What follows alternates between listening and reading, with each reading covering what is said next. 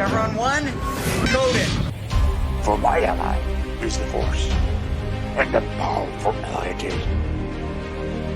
Life creates it, makes it grow. You failed, Your Highness. I am a Jedi, like my father before me.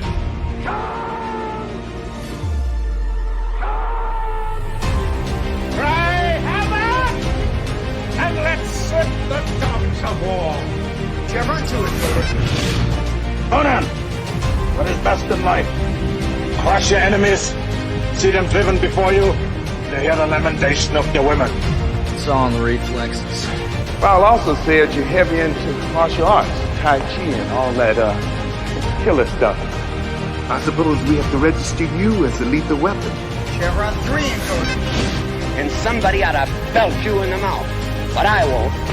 I won't. The hell I will. Chevron 4 encoded. Do you expect me to talk? No, Mr. Bond, I expect you to die. Chevron 5 encoded. You take the blue pill. The story ends. You wake up in your bed and believe whatever you want to. You take the red pill. You stay in Wonderland. And I show you how deep the rabbit hole goes. Chevron 6 encoded. Not for while you can, monkey boy. Great Scott. Back off, man. I'm a scientist. You shall not pass! I thought I'd die fighting side by side with an elf. What about side by side with a friend? A day may come when the courage of men fails, when we forsake our friends and break all bonds of fellowship. But it is not this day.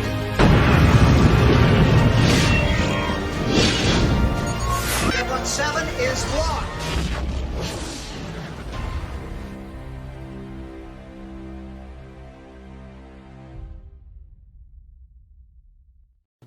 Hail and howdy, everybody. Welcome back to Saturday Night Drive-In. Starting on time today, I said it was going to be 7, but I got my hair cut and I shaved just so I could look pretty for Jed, and I got it done on time. Oh, is that why you did it? That's why I did it.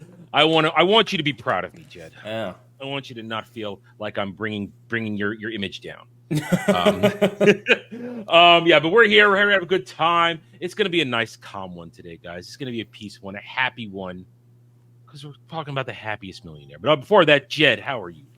Oh, I'm doing great. Today is one of the days that I truly appreciate why we do this stream. Yes. It's an implicitly positive stream, or at least we try to do it. We're always having fun, even if we're not as big of fans as the movie, if the occasion arises. But it's always about celebrating the past of cinema. And this is a day that I could really use that. So I'm excited to jump into this. And I don't know how many thoughts we're going to have. I don't know if this is going to be a long discussion or anything. It's probably just going to be us going, oh, yeah, I love that part. Oh, yeah, I love that part. That was so sweet. Like, it's not a complicated movie. It's not a movie that you can really discuss. But it's a movie that you have to love. It's the themes that I think we're going to discuss. What original was. Now, I think all week long I was saying the wrong year was made. It was made in 67. For some reason, I kept saying 54. Oh, I thought it was 50s, too. It says 67. I just checked it because I wanted to make sure. I wanted to line up the cast, even though I know the cast. I wanted to line everybody up. But yeah, this is going to be, might not be a long episode tonight because, again, we're not going to be digging deep. We're going to be talking about probably thematic things, character portrayals, this and that, and the quality, because this is our first musical, Jed, for the show. First time doing musical, which means now we can get into some really serious, true classic musicals. But this is a happy-go-lucky one. Before that, hail and howdy to both chats on mine and Jed's channel. We guys hope you enjoyed the show. Hit the like button, subscribe to everybody's channels, and let's get into it. Happiest Millionaire. Without beating around the bush, this is when Disney was Disney. Plain and simple. This is Walt Disney still in charge of his empire. Well, building his empire at this point. And there's something magical about this movie. I'll say it flat out. Because as soon as you start it with John dancing his way to the Biddle Mansion, to the Billing Mansion, it pulls you in instantly. And let's be also honest here: musicals are not for everybody. No, they're not. Some people look at musicals and go, "Why are these people singing all the time?" This is silly. In general, I'm one of those people. This is one of the only musicals that I truly enjoy and can watch at any time. I think I know why too. I think I know why. I was Okay. thinking about this because I think yesterday was the first time, or was it Thursday? No, it was yesterday. It was yesterday. Yesterday was the first time I ever critically watched this movie. I've been watching this movie since I was a little kid. This was a movie I would go into the video store before. You catch it in theaters when it came out? No, I'm not that asshole.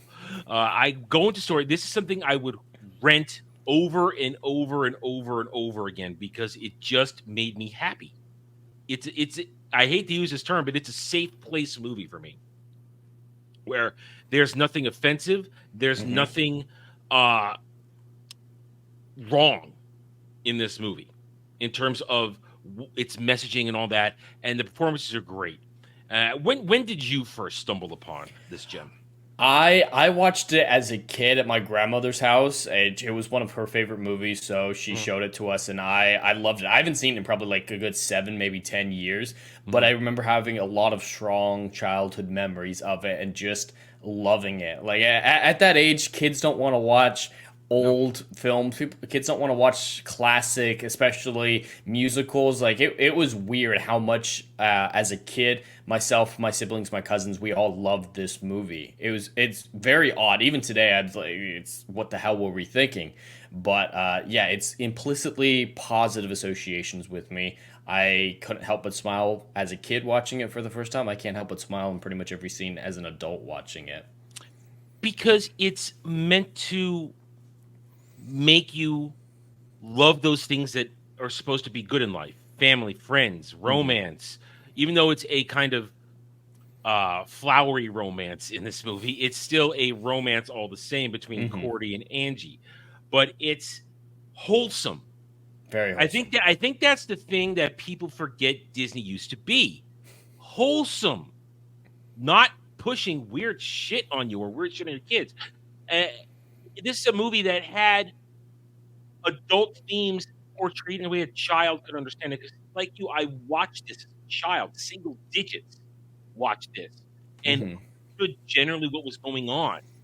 And I didn't feel as though there were themes or concepts that were going over my head. It's very easy to understand. There is. Well, okay. The one thing I didn't understand is I was too young to understand that this is taking place in the middle of World War I. That I was too young to understand. But I understood that there's a good family structure here.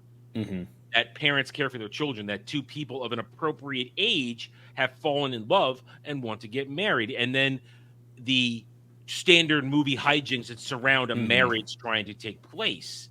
And then hopes and dreams are a very big part of this as well. Something that Disney used to promote, and they just don't anymore. And it also kind of helps that you have what is frankly a star-studded cast of the time and leading into the future.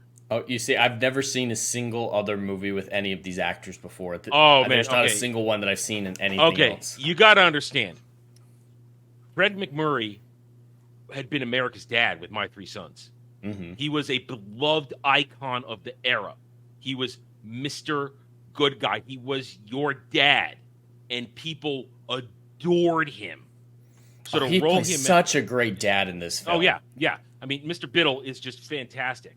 I mean, there's a line I'll get to in a second when we start discussing Anthony Biddle. But so Fred McMurray, beloved and an icon in TV and cinema. So at the time, and then Greer Garson, a classic lady of cinema, her own lineup of hit movies for decades. Which one was she? She was the wife, Cordelia. Okay. And then this is the introduction, the very first movie of the lovely Leslie Ann Warren, who would go on to have a career for decades. Most famously, for a lot of people known, played Miss Scarlet in Clue. So I mean, that and had it just great. And of course, she was hot for years. I haven't seen her in a while, but she held it high and tight for a long time. Leslie Ann Warren. But it's one of those eras where the multi-talented actors were on full display, who could sing, who could act, who could do all this stuff. Talented people. We need talented people in Hollywood again. So your stars are great. Now, John Davison played Angie Duke. Don't remember if he did other stuff, but he's to me the weakest link in the movie. Honestly, he's the weakest link. If it weren't for his amazing smile, he would definitely be farther down my list. But his smile is pretty captivating. Yeah, he pulls it off. So he is the weakest link. But if that's your weakest link, that's not terrible. Yeah, you're doing good. All right, so let's dive in as we are wont to do. Let's talk about the general story. Essentially, this takes place between Philadelphia and New York, mostly in Philadelphia, where the Biddles are old money. That's a big thing about this movie. We have old money versus new money. Yeah, now, the third act, that is very, very important. So between Aunt Mary and Angie's mom, that is a fantastic. Basically, it's a bitch off.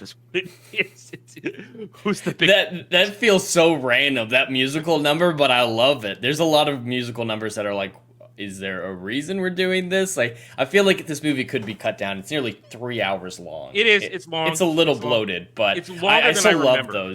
those scenes as much as I think there could be some trimming. The There Are Those song is great. Well, it's a theme: classic old money versus new money, and the nouveau riche and the old guard, and how they clash, because that was a real thing.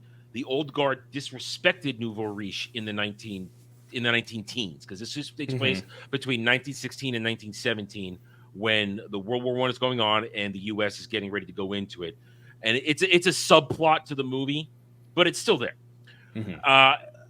But nouveau riche versus old guard, it's a very big thing, because you had the old guard who had their money for generations, and their displays were subtle but effective, and the nouveau riche who just had to constantly throw it out there. Look at us. We have all this money now. You have to accept us in your stratosphere of the rich and powerful.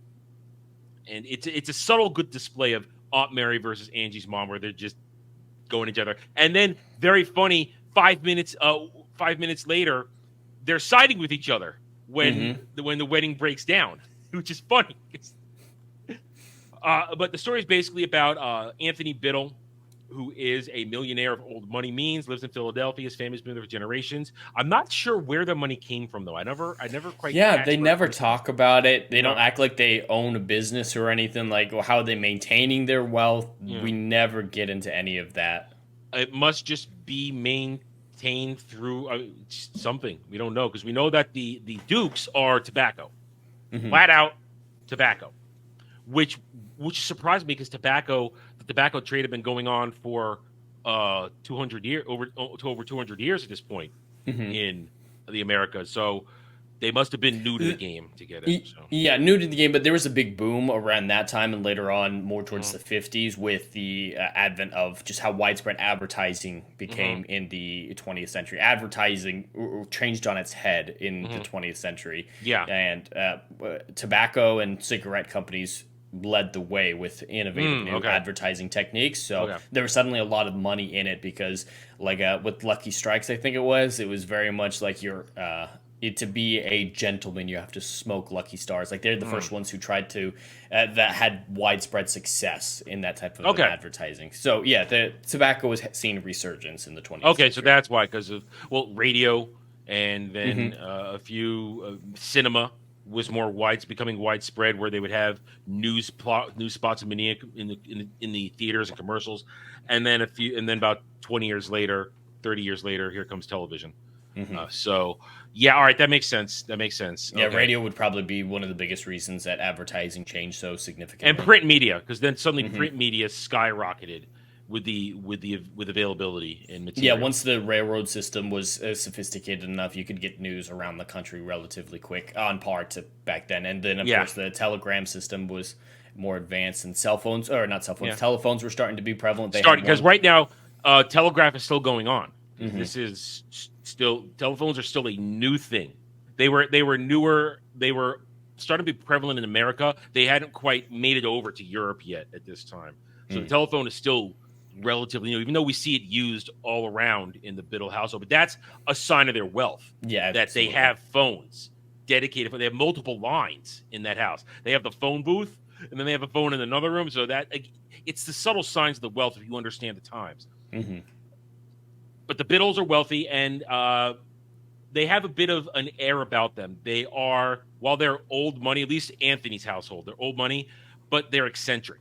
They're an eccentric. They're very eccentric. And it seems like most of his life he spent just exploring, getting new experiences. Like, I love the speech he gives. I believe it's to Angie when he talks about his near-death experience. He realized like how valuable life was, and he as the great line where he's like, "That's the funny thing about life. The more you take, the more of it you have." Yeah. And just that mentality. And we see little snippets of that. It's like, oh yeah, I was down with the Native Americans in Florida learning to hunt gators. It's like they never hear you as you paddle down the road. And then you give them the mating call. Yeah. Like, he's clearly been this eccentric man for a long time, and that's what he spends most of his time doing, is just messing around. But getting he's new also, experiences. But at the same time, he gives back to his community. He's not just absolutely. He helps the homeless. He gives them purpose. His whole thing is Bible class while boxing. Mm-hmm. That's his thing. And there's one of the best lines that Fred McMurray gives is a line that is rare these days. I believe in two things: God and the United States of America. When he's talking to John the first time, and it's just he repeats that several times. Yeah, you don't get that these days because that's. First of all, whether you're a person of faith or not, back then, faith was common, and it was expressed. Life, liberty, and the pursuit of happiness, and God-fearing people. And that is what it did. And it was a common thing, and nobody questioned it. Now, those who are against the kind of unity that faith brings, they hate that. Because to them, it is an affront to their ideological religion in current day. So having religion on display, again, and then of course, I love America. Yeah, many stories in the past several years have centered around people becoming controversial because they chose to say "I love America" or were pushing back when something said, "Why are you changing God bless America" or "Life" or "Truth, Justice, and the American Way"? If we're going to quote Superman. I mean that was something that was never questioned. Now, maybe because it's the middle of the Cold War. There's the movie. Yes, this movie's taking place in 1916, but it's made in the 1960s at the peak of Cold War tensions. I didn't realize it was that late. Yeah, so the Cuban Missile Crisis wouldn't have been far off from this film. Yeah, and the tensions that accompanied it. So back then, everybody is, of course, nationalistic, rah rah USA. Now, people they hate it. There are people out there who actively hate it. So the themes of this movie, two of them, faith and God bless America, are offensive to some people. So it wouldn't make it. But that's why this movie hits home with me, especially because its tenets ring true. That should still be celebrated. Well, go ahead. They start off very soon with that mentality. In virtually the first scene that we meet Mr. Biddle, I love that conversation when Cordy's introduced, and he's like, she's like, "Father, why have you been shaving?" "I wasn't been shaving. And since when is my finger? Since when do I shave my finger?" And there's that whole conversation about the finger being near the face when she is shaving, and then they randomly just break out in songs like. What's wrong with that? Yeah, what's wrong with that? Your family, the Bible, and love. What's wrong with that? The flag above the Bible and love. You what's bring wrong that with up. That? You bring up the song. Within the first 15 minutes, you get 3 musical pieces, at least. You get John's introduction, virtuosity, and then you get what's wrong with that, and then a few minutes later, you get the brothers come in and about Cordy and the boyfriend there with her dynamite up her sleeve. Here's why I think you appreciate this as a musical, especially if you know you're not a fan of a lot of them. We talk about show don't tell all the time. We talk about recently. You had us on Writer's Corner just last week talking about exposition. This movie, every song is exposition. Yeah. But what it's doing is doing it in a talented, interesting way where it's giving us the window into everybody's mind. And introducing us to these characters in a fun and just attractive way where instantly you connect with them. I mean, after Cordy has her first suit are driven off by her brothers, who are summarily booted from the movie. They're gone. Yeah, they had one good scene, and then that's it. I thought my memory had them being in it more, but I guess childhood memory didn't register. I mean, now I had watched this twice in the past year because I had watched this when I was sick last summer as kind of a thing to make me feel better. But up until that point, I had forgotten that her brothers were just gone. They were out of the movie. But after she loses her date, she goes up to her room and she sings her song about. That's immediately the song I thought of when you mentioned this exposition. I'm a girl and I want to be treated like a girl, or am I the tomboy, essentially? And and she wants to be loved, but she also wants the strength that her father is imbued in her. And it's an instant window into Cordy's mind, the thought process. Well, I think that is, just like you said, how relevant this movie is from, a sociological standpoint in the modern day. This song in particular is a lot about puberty. It's a lot about her growing out of being a tomboy and becoming a woman. And as we know, tomboys are looked on very differently nowadays. Yeah. Where people think, a young woman or a girl expressing interest in male things must mean that they want to be male. And that's the thing. She's not expressing a male thing. She's expressing something in boxing that is physical fitness. And at the same time, teaching her discipline. Because her father's lessons in both the Bible and boxing taught her to be a strong, independent woman. And she displays it throughout the whole movie. But because even though she has a very elegant mother, she is her father's daughter. And that's an interesting thing. Well, even the mom mentions, I've raised very few objections to the way that Cordy was raised. And it's clear that he has the bigger influence on Cordy throughout her life. And it's fascinating that even though she has an elegant mother, she didn't pick up early female elegance or traits on how to behave around men. So she has to talk to her when she convinces her dad to let her go to boarding school. She has that talk with her roommate about how do you flirt. Pum pum. Pum. I asked Rachel if she's ever done that before, and she looked at me like she was like I was insane. Like, just leave. Just go. Just go. Go. Come back in 10 minutes. Let's pretend you didn't ask that question. But it's fascinating that they're not only doing that, but it's an embracing of womanhood and understanding that you need to. How do I put this without sounding like a dumb man? Because I haven't experienced my own womanhood. Despite rumors, I have not experienced womanhood. Yeah, I've experienced womanhood, but I haven't experienced womanhood. But it's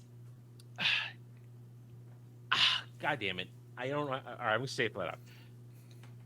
Going through puberty and understanding the changes your body have gone through, and you're desiring a man, and you want a man. You don't want to be a lonely spinster.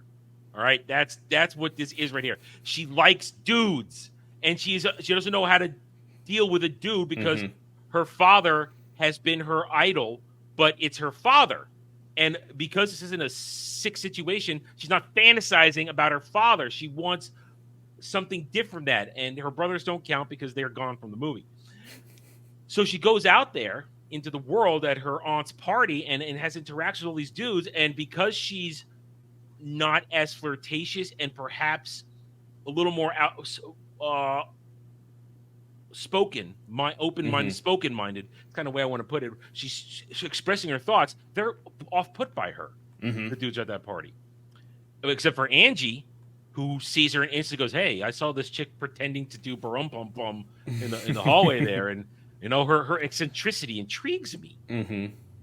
So he does the Chad thing and goes and says, "Hi, you're hot. Want to dance?"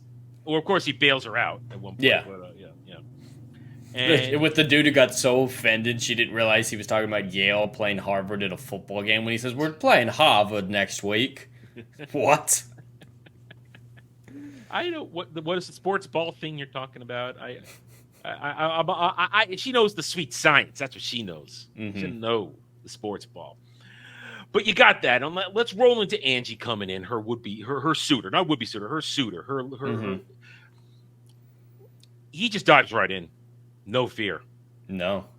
And which I think is very important with the contrast that we see him later on in the movie. Like, this seems to be one of the first times he's out on his own, similar to how this is the first time Cordy's really out on her own. And he's expressing himself for the first time, being honest about his hopes and his dreams, and feeling like he can become his own person. And then we see him back with his family later on in the movie, especially his mother. He's a mama's boy. He's such a mama's boy. Like, whatever she says goes. And it creates a problem for Cordy because she thought he was this independent dreamer, and that's who she fell in love with, and realized that could change at the turn of a hat. That's not what she was hoping for. That's not what she was interested in. It's as though there's a character story woven into this, where these characters have to go through trials where things aren't working out the way they thought they would, or perhaps outside influences affect how they interact with the world.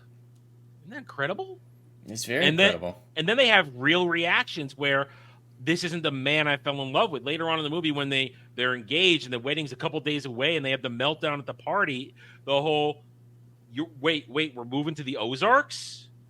You're going to work their office job? I thought we were going to Michigan and Detroit, where you could be a car inventor. What? Because remember, this is 1916. The automobile is a new thing. Ford doesn't exist yet in this moment. There's no Detroit. It's so new, he didn't even think that cars of any color were possible yet. Yeah. That's how you know it's early on. Yeah. Well, remember, with Ford, it's you get black and you get black. And it had to be black. It had to be black. With Ford, you get the Model T. That's all you get. But that's the thing. It was the new but it's representation of his dream, where he wanted to get out there and he was hopeful, and even though at first Cordy has no time for cars. None at all. She's like, why do you always talk about cars? You're boring me. What do you like to do anything else? No, he is actually obsessed about cars. He lives, dreams, sleeps. Everything for Angie was cars. And now that's her first thing where I don't know if I can be okay with this, but then he properly, through song, reveals to her his inner workings, and we get exposition that makes us understand, and they connect over hopes and dreams. And that's what she falls in love with. A man who has a hope, who has a dream, who's inspired by something, was passion. And I think that's what made her fall in love, because she saw the same passion in him that she sees in her father. Now, I'm not saying it's, again, not a woman wanting her dad or anything. I'm saying, that's become too prominent of an assumption these days.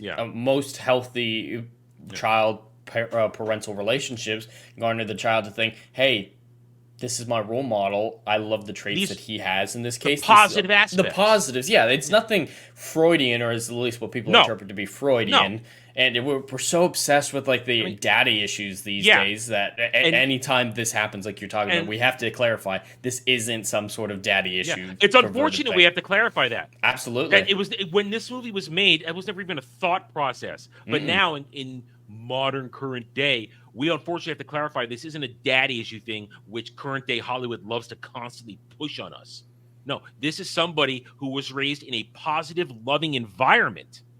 And she sees a passion in this man, this young man, this virile guy who has a dream, a love for something. She's seen that before because she grew up around it. Her father, who has a passion for exploration, a passion for new things, who has an open mind to the world. That kind of passion. And that's what realizes, hey, look, this is somebody I can connect with because he shares a trait that I have, passion and love for life, because that's what his desire to become an automobile man in Detroit reflects, a love for life. And that's why they work. And in the end, that's what saves their relationship at the very end, because it takes a little monkeying by the other parties in the movie for it to happen. But Angie realizes in order to be his own man, he does have to not rely on his family. Now, I say that, but let's be honest, both he and Cordy, neither were cut off. No, absolutely not. The money is still there. The millions upon millions both their families have are still there. Yes, they're going to go off and make their own life, and they're going to do it without their family there because we get that final moment between the Biddles where Anthony's going, "Hey, let's go traveling. Yeah, let's go visit Angie and Cordy." And Cordelia goes, "No." It's like, give them a little time to get settled. Yeah. They clearly have not been cut off, and that's one of these the small little criticisms I will have. These yes, they're going off to make a life and be independent, but they're by no means lacking in needs. Mm-hmm. They will have access to their family's wealth to get started. So that's Cordy and Angie. You want to add anything to Cordy and Angie before we jump around a little more? Not particularly. We covered it pretty well. Their relationship isn't complicated. It's not something that we really can dive into to an inordinate amount, but it's a very sweet romance that is the center plot line. And it's age appropriate. He seems to be in his 20s. She's 17, 18, I think. Yeah, at this time. So it's age I think he's already time. Out of college. But yeah, because it's pretty normal for the era, as far as I'm aware. It's normal for the era, and it was a natural thing. He asked a girl out, and they went on dates, and then he asked her to marry him after time. That's I love this, Jed. I love it when a movie shows you passage of time. Yes. They show you going through the seasons. They were dating for quite a few months. Mm-hmm. Quite so that period of time, that's enough back then, where they got to know each other. Now, of course, he did break the golden rule. He didn't ask her father's permission first. That was still a thing back then. Mm-hmm. Asking, and they didn't even bring that up. That surprised me. Yeah, that he never got upset about that. I mean, he got upset. He just got upset for they didn't reasons. Actually talk. Yeah, he got upset, but not specifically about not asking for permission. Yeah, but there was usually back then you still ask for the blessing before you broach the subject of marriage. Then again, I think they might have jumped over that in order to do the amusing dinner scene where Anthony Biddle, Mr. Biddle, goes over the top in super overprotective dad. And hey, you know what? Every dad in history. So you're porking my little girl, huh? Jeez. Basically. and I love that whole sequence of the film, especially with how Angie earns his respect, because that was a big thing is with how overprotective or protective Mr. Biddle was, he needed to make sure that someone could protect his little girl. That was his chief priority. And the moment that Angie tossed him and was teaching him jujitsu, he's like, all right, this guy can take care of himself. He can protect my daughter. And that was very much a thing back then. And for centuries is you give your blessing of marriage to a man who can protect your little girl and take care of her. Later on, there's a moment where he does another rendition of What's Wrong with That, where she's asleep in the car on his shoulder. That's a beautiful And he's talking about how can she's grown up so much, and I want to protect her. What's wrong with that? And I don't want to let her go. What's wrong with that? She's my little girl. But the whole movie is the actual progression of understanding that she is her own woman now. And that's one of those great moments between Cordy and Anthony towards the end where he says, I'm turning your life over to you. He literally says, I'm turning your life over to you now. Mm-hmm. You've proven that you have your own mind, your own ambitions, your own desires. And there is a man out there, like you said, that can protect you and take care of you. Mm-hmm. And I'm ready to let you go, even though I hate every moment of making that decision. Because let's be honest, every father, even though I am not a father, I still hope to be one day, every father still sees their child as the child. Mm-hmm. The thing that's barely 2 feet tall that needs you to do everything for them. It never leaves. It never stops. Even though I myself will say all the time to my own mother, stop. Don't be mom right now. Just stop. And then I get the response, I never stop. It doesn't end. So it's a parental thing. And the movie gets that across in a beautiful, and I return to this phrase, wholesome way again. Without any sketchiness, without anything weird. And it just leaves you going, yeah, I feel good about that. And what do we get out of this too? What is missing in so many family narratives these days, Judd? Good father, good dad, exactly. We get this is while this is also a love story between Cordy and Angie. This is also a good dad story. Absolutely. I would say that's probably more important than the romance element. I would say that the main plot line of the film is a father coming to terms with his daughter growing up. Yeah. I would say that would be the core one that includes all the different plot lines, that everything branches out from there. Yep. And it is something that needs to be constantly reminded today. Good dads make strong daughters. Mm-hmm. I mean, and I'm not doing that just to be facetious or anything. I'm being very serious with that. A strong father figure, a dad who's around, makes a daughter who understands what a strong male figure looks like, and therefore they will make better choices when looking for a potential mate. They're not going to choose a goddamn beta male or some dysfunctional piece of shit who will harm them. They grew up with a man in their life that supported them and protected them, did everything possible to make sure they grew up safe and sound, and they learn those lessons and they know what it looks like to be protected, and they can recognize that in a potential mate. And that's what this movie, like all good dad movies, do. Good dads raise good daughters and good sons, even though sons are not a thing in this.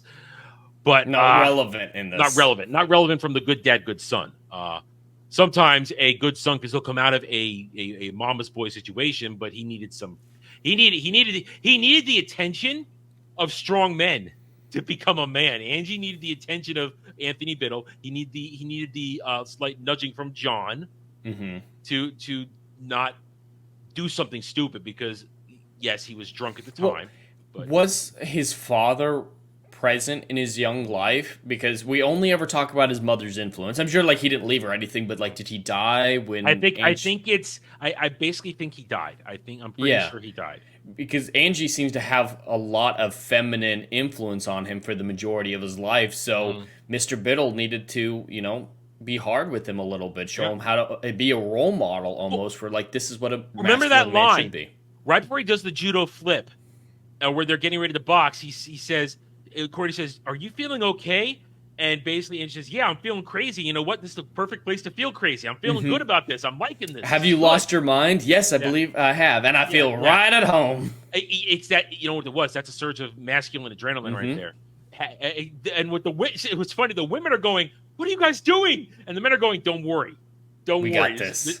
This is how it works. This is guy time. This is how men do things. We're going to have tests of strength. We're going to see what's going on here."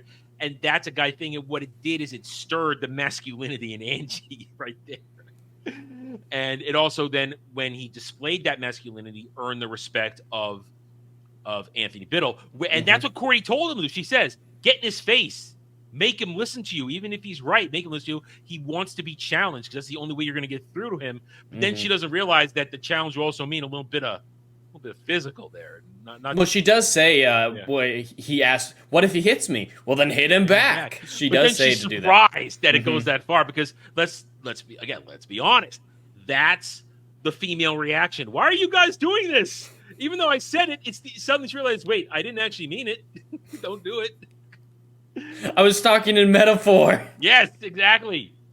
Anthony Biddle's story, Mr. Biddle, Fred McMurray, it is the core of the story, because it is called The Happiest Millionaire. He's happy for a reason, because he has a good family, he has a good life, and he's not afraid of anything he does. This is a man who owns alligators in the house, but does overreact when he's got a scratch on his finger. Yeah. Well, that's the eccentricity, I think. The alligators are there for pure humor. Absolutely. George and the other, how many? The other 15? I think he said there were 16. I think there's 12 total. 12? Okay, 11. Okay, 11. When they get frozen, that is just comic relief. It's comic relief. It's hilarious, but yeah, ultimately pointless. Dead. What I love, though, is how Cordelia Biddle, Mrs. Biddle, just takes all of this in stride. Oh, yeah. Just casually accepts everything that happens. Yeah, I mean, when she first enters, when John is getting introduced to the family, it just flows in. "Oh, you're the new butler. Okay, great. Go do this, do that." no problem. Watches all this shit going on. Zero shits given. It's like, oh, another day in the Biddle household. And what I love is, and that is also, it's the performance of Greer Garson. And it's also that moment where little things added that a classically trained actress can both emote in both physical and dialogue. That one moment after the first dance routine, she comes home, there's a little Irish, tiny little Irish jig. Does that? As she goes upstairs, it's like, oh yes, it works, and it's pulled off. And then through the whole movie, is calm and collected. Never once goes Karen. On anybody. Even when the wedding falls apart, even when everyone's screaming, she's always in control. Yeah. Her response to the engagement, I'm interested to see what he looks like. That's her response, not, oh my God, he's getting married, you have to start planning the wedding. No, it's, I hope he's good looking. I'm sure he's good looking. It's such a nice change of pace from modern day Karen bullshit. Oh yeah, both parents were mature adults that were interesting and had good relationships. There wasn't one that was put up as this crazy person. Like, it was just a very balanced. No bad guy. Yeah, there's the closest thing to a bad guy I would say in the entire film is Angie's mom, and she's not actually a bad guy. She's just misguided. She's overly protective of her only son, and also influenced by what we talk about, the nouveau riche style of things, where she feels like she has to constantly put on the show and express her wealth and influence. And it carries over to her son, who she wants to be the well-crafted image of their wealth and power and influence. And so there is no bad guy in this. The bad guy is misunderstandings. That's the bad guy. Which happens a lot. Yeah, and it's human nature. And that's why it works. And so on. Of course, we start the movie. We're going back time. We start the movie through the eyes of John. Let me get his last name right. Let me get right here. John Lawless from Ireland. And here's, through John, we get another important theme. America, the land of opportunity. And you have to remember, those will be saying, why is he excited to be a butler? You people have to remember, those of you who have watched the likes of Downton Abbey have to understand, in the early 20th century, the going to work in service was still a big deal. To be in service to a wealthy. It's still a life of virtual luxury. Living in a house like that, having those nice clothes, like there's still benefits to it. And it was his way of working. And across it was a respectable field, because you were working, you did a job, you earned a living, and you were attached to the powerful. And you were then expected to represent them. If you watch Downton Abbey,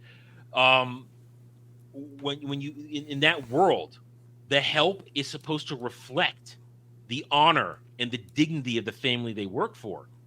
Now, it just so happens in America, there, especially with the case of the Biddles, you want to reflect the eccentricity. Well, John Lawless fit right in. He definitely fit in. And I love a lot of that stuff when it comes to his view of America, especially with the Irish song he does. Like, at the very beginning of the movie, he's like, I'm excited to be in the land of America, the land of opportunity. I want to be an American. And then in the Irish song, he's like, yes, I'm very looking forward to being a citizen when I can, but I'll always be Irish. Like, come and share. I'll always be Irish. Because that's how I began. Yes, it's great. And you just said an important thing there. Wants to be a citizen. Wants to earn his place to be an upstanding member of the nation, of the country, to abide by its rules. That is something that has also been forgotten in a lot of media today, where they want to do allegories of, oh my God, let the immigrants come in. Guess what? They've been coming here for a very long time, and they did it legally and with purpose to get real jobs, make lives, and to integrate into society. Not be. That's why it was called a melting pot. Not the stupid. They weren't asked to forget where they came from. The Biddles were not like, oh, you got to get rid of your Irish accent, get rid of all your Irish stuff. They're like, hey, we want to learn how you. It's an accent. That's why teach us. America was built on literally, as I said, the melting pot where all these different cultures and ideals come together and melt into one unit that is stronger. Not this stupid tossed salad metaphor they indoctrinate the kids now with. Oh, it's still all separate, and you have to. No. You integrate. And I use this word not as a joke because of my Star Trek love. You need to assimilate. Mm-hmm. You need to integrate into the society, become one of it. And that's still a two-way street. It's not assimilate and forget everything where you came from. Assimilate and give everyone else the best parts of your culture as well. Yeah. John Lawless is a beautiful immigrant story in this. Someone who came here, who was given a chance and an opportunity and earned it and kept it and found his place and was happiness. Doing good work and working for good people. And then he reflected their generosity and their ideas, and they trusted him as one of the family. And that's it. When you treat people with respect and you treat people with kindness, it works. Because what happens right away, he comes in there, the housekeeper is there, he treats her with respect in the door. Even though she says, Mrs. Biddle isn't home, you have to come back later. She says, well, thank you, I'll be going. And then she says, wait a minute. I hear that. You have the same brogue I do. Where do you hail from? Oh, I know that. Okay. I know that place. When I was a little girl, we came over. Why don't you come inside, have a cup of coffee, sit down.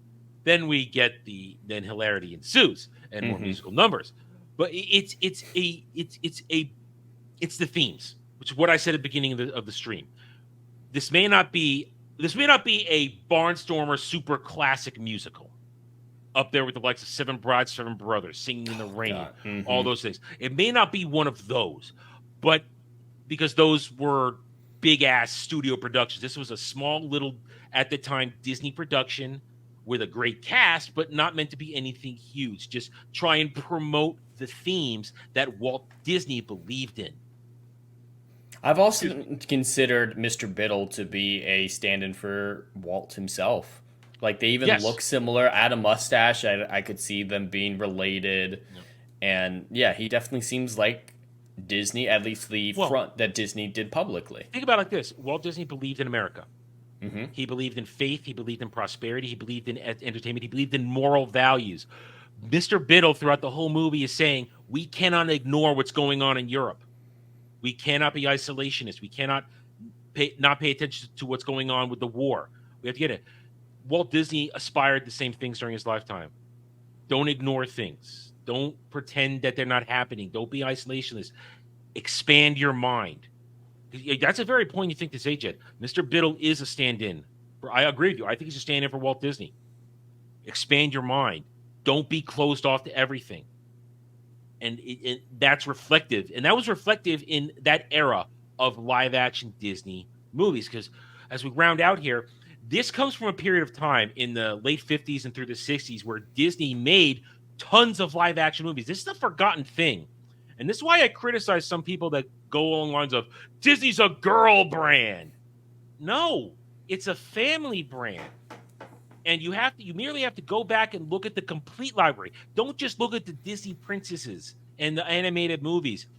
You look at what they did in about a 20, 25-year, 30-year period where they made these live-action family movies based sometimes on other properties like 20,000 Leagues Under the Sea, Swiss Family Robinson. Yes, they did the Disney thing where they did other properties, but then they did this.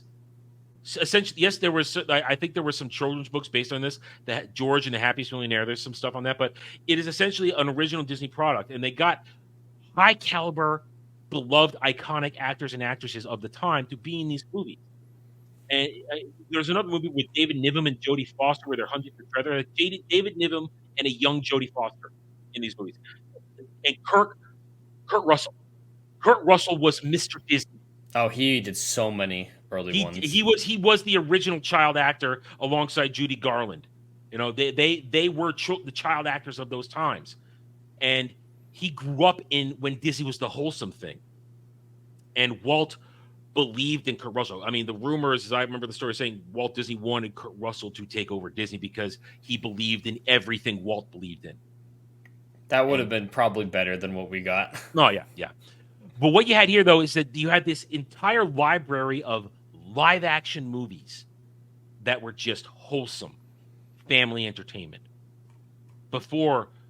Alongside the Mickey, Donald, Goofy cartoons, along all that stuff, alongside all of that, the animated movies of the era as they came out, there was this, and Disney was wholesome. It was good because Walt Disney crafted it that way, and as we just, I think, stumbled upon, he even inserted himself in there sometimes, with Anthony Biddle being I agree with you, being a direct reflection of Walt Disney. Normally we talk about the soundtrack at this time, but we already talked about it because this movie's a musical. Yeah, we talk about it a lot. The songs, they are the best ones are when Leslie Ann Warren is doing it because she can actually sing, she can perform. They do repeat some of the songs a little too many times, I think. So there is some problems with repetition, but generally they're good songs. And then those who can't really sing, they did the trick back then. They talk sang. Like Fred McMurray did a little talk singing. Greer Garson, little talk singing. Everybody else who could sing was able to sing and pulled it off just fine because back then there was such a thing as multi-talented people. They were multi-talented.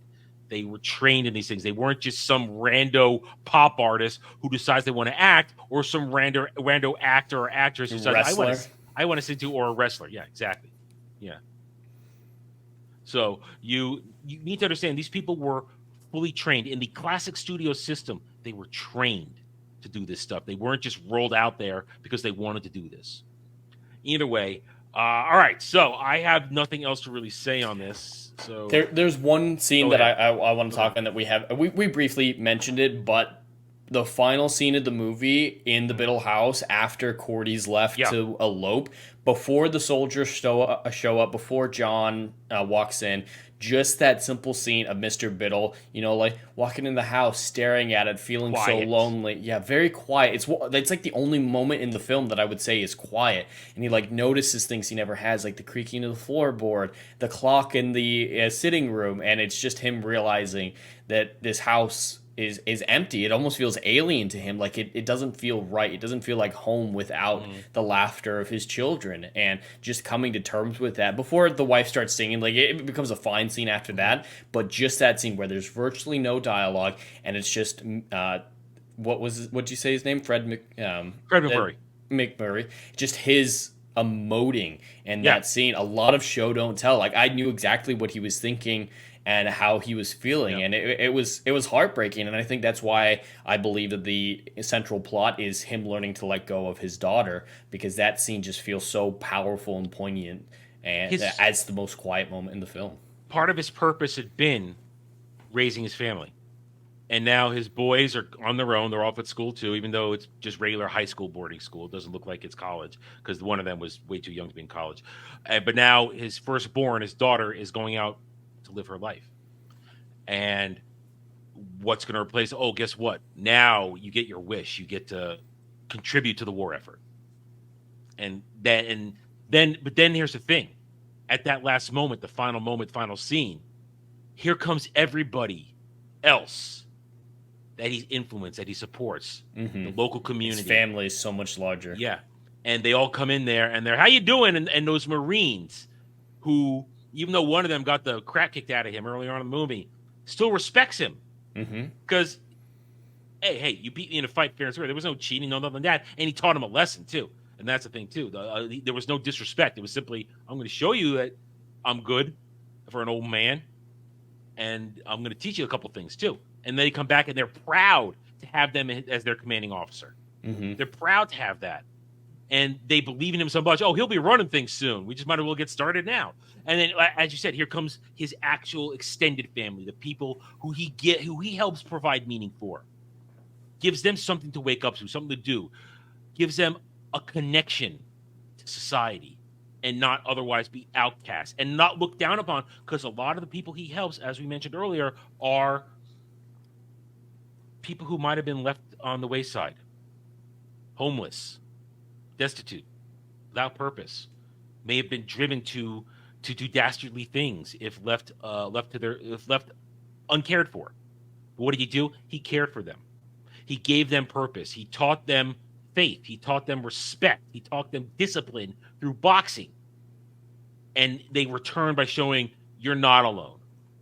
You still have purpose. You still have things you can teach us and you can share with us. And we like you in our lives, and we want you to continue being a part of everything. And that's a great moment to point out there that it's a great flip. Goes from feeling like everything's gone to realizing you still have so much more. And that connects to what you mentioned earlier, the whole part of living life and that for every little bit of it. There is still so much more for him to do. And it's great. And it's a fantastic, happy, warm feeling to end on in the movie that the story goes on. The life goes on. Anyway, all right. So, Jed, this was your movie. You get to score it first this week. Okay, perfect. This is a film that I feel like I might have an undue amount of bias for because of how much nostalgia I have for it as a kid. So I did, of course, try to look at it as objectively as I could. There are some pacing issues. Its runtime is bloated, in my opinion, and they do repeat some of the songs several times, and the plot isn't complicated. It doesn't need to be, but again, it's not anything profound and should be scored as such. So I think I'm being fair giving this a 7 out of 10. Just a really fun movie that isn't supposed to be a thought-provoking one. It's pure escapism for me. It is escapist filmmaking at some of its best, at least for me personally. Okay, for me, much like Jed watched as a child, I said I watched as a child too. I grew up with this movie. It is something that I consciously know that I subjectively have a very, very warm opinion on it. It is a happy place for me. That being said, there are, as Jed said, problems. Sometimes the songs are not of the highest quality. The musical numbers are not of the highest quality when you compare it to full-on musical production. But they still land, and I forgive them because they are good exposition of the characters. It is a little long. It does drag on at certain points. I feel the second act probably could have been cut down by 10, 15 minutes because as they're doing some connective tissue stuff, it didn't need to drag on so long. Some of the running gags were okay, like the constantly shifting maids. We didn't talk about that. But it was good for comic relief. At the same time, I love all these characters. I love the relationships. I love the themes. I love the moral aspect of this. And that there's nothing really wrong with this movie. If we're going to complain about stuff, it's from a technical aspect. Yeah. And the fact that, like you said, it's not very deep, that doesn't bother me because when I watch this, I'm not looking for deep. I'm looking for warm, fuzzy feelings inside. That's what I'm looking for. I'm looking to sit back and not think at all and just enjoy a beautiful family, beautiful relationships, and a fun little story about people who just like anybody else deserve happiness, and they find it despite a couple of realistic trials and tribulations. So I'm going to give it an 8.5 out of 10 because I think it's a wonderful movie on its themes and morals and believability in terms of how these characters are relatable. So, all right, that's it. I have not chosen next week's movie yet, but I will say it's going to probably be science fiction or fantasy because that's what I'm in the mood for. I'm layering it down. Jed will know first, and then you guys will know shortly. So until then, guys, thank you all for being here across both channels. Hit the like button, subscribe to the channels, and we shall see you guys later. Until then, guys, take it easy. Have a good night or day wherever you may be.